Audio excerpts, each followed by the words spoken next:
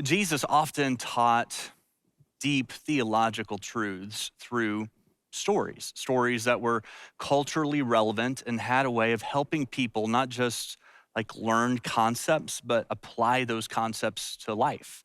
So, as a church, this year we are studying through the book of Romans together. And during these 3 weeks of our At the Movies series, we're talking about some of the major themes in the book of Romans.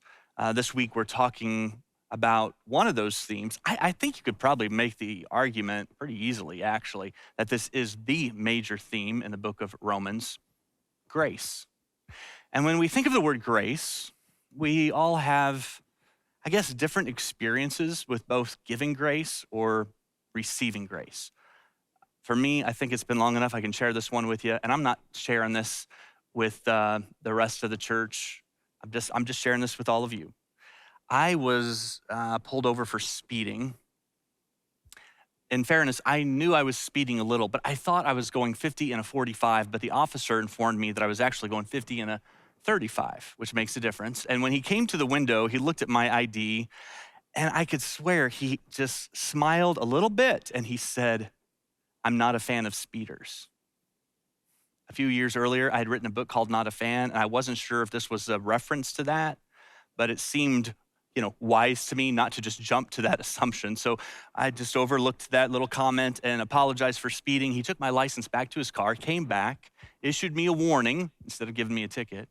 I told him I would be more mindful of the speed when driving through that area, thanked him for not writing me a ticket, and he responded with a little bit more of a smile this time and he said, "Well, they say grace is greater," which is the title of another book I had written. And so at this point, I'm putting it all together. That officer was gracious and I was grateful. But what I could have said to him and didn't and wouldn't if I had to do it over again, but what I could have said is, actually, for this to be grace, you would need to write me a ticket and then personally pay for that ticket so that I didn't have to. That would be grace. It doesn't just let us off the hook. It's not God just looking the other way. God is perfectly just. So a penalty has to be paid. And Romans just makes it clear Jesus paid the penalty that we deserved. In the New Testament, Paul was constantly explaining grace. In fact, he uses that word more than 100 times in his letters to the different churches. In Ephesians, Paul explains grace this way. In chapter 1, verse 7 and 8, he says, "For by the blood of Christ we are set free. That is, our sins are forgiven." And then Paul says, "How great is the grace of God, which he gave to us in such large measure." But here's what I've learned over the years.